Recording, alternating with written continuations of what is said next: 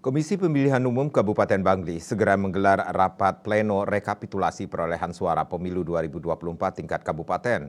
Dijadwalkan rekap tingkat kabupaten dilaksanakan tanggal 4 Maret.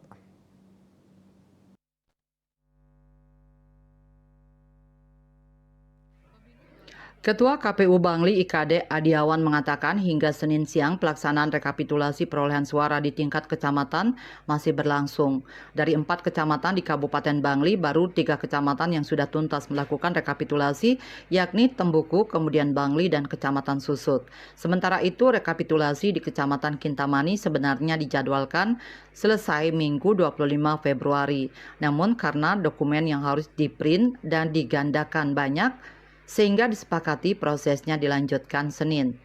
Disampaikan bahwa dari hasil monitoring selama proses rekap di tingkat kecamatan berlangsung, pihaknya menemukan ada beberapa hal yang terlewatkan dilakukan oleh KPPS, yakni berkaitan perolehan suara salah seorang caleg DPRD provinsi yang sudah meninggal.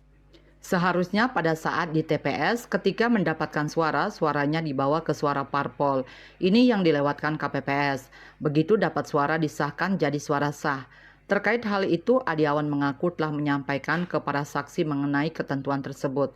Selain itu, Adiawan juga mengaku pihaknya sempat menemukan adanya kesalahan penjumlahan oleh KPPS yang menyebabkan adanya ketidaksesuaian antara jumlah pengguna hak pilih dengan surat suara yang digunakan. Dayu Swasrina, Bali Post melaporkan.